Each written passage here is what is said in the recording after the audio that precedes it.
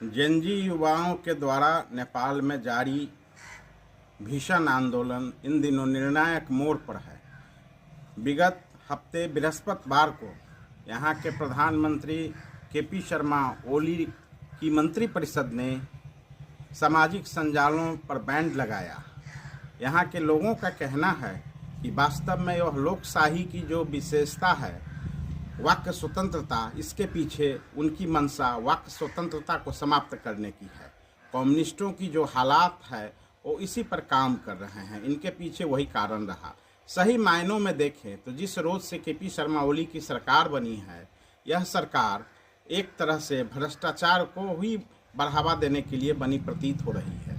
शेर बहादुर देउबा जी की पत्नी, जो वर्तमान में परराष्ट्र मंत्री हैं, उनके चरित्र, आर्थिक चरित्र संदेहास्पद माना जा रहा था। भुट्टानी शरणार्थी प्रकरण में नेपालियों को भी भुट्टानी बना के जो विदेश भेजने का काम किया गया, अमेरिका, कनाडा भेजने का काम किया गया, और उन्हीं को संरक्षित सुरक्षित करने के लिए रातों रात प्रचंड सरकार को अपदस्थ करते हुए इस सरकार का निर्माण हुआ था।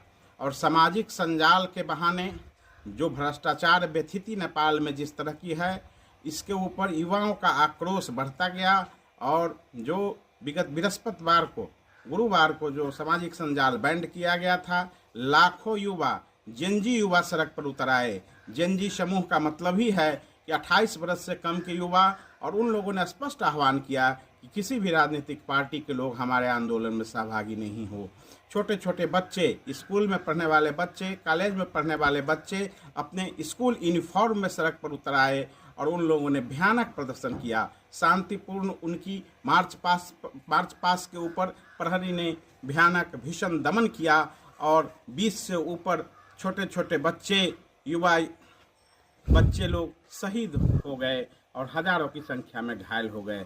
जन आक्रोश इतनी बढ़ी कि नेपाल के सभी शहरों में, गांव कस्बों में नेताओं के घर को इंगित करके जलाया जा रहा है, क्योंकि नेपाल एक भ्रष्टाचार का अखाड़ा बन चुका है। और नेपाल इसी बीच समग्र रूप से एक ड्रास्टिक, इसको कहें तो तख्ता पलट के अवस्था में है। कई मंत्रीगण, केंद्रीय संघीय मंत्रीगण राजीनामा दे चुके हैं, तो प्रधानमंत्री निवास में कैद हो चुके हैं। नेपाली सेना अपनी हाथ ऊंची कर उठा चुकी है कि अपने युवाओं पर हम कैसे प्रहार करें, और इस तरह से नेपाल की स्थिति आक्रांत है। भ्रष्टाचार की इतनी गहरी यहाँ पे जड़ें जम चुकी थी कि इस भ्रष्टाचार के भीतर यहाँ के युवा लोग अपनी भविष्य को सुरक्षित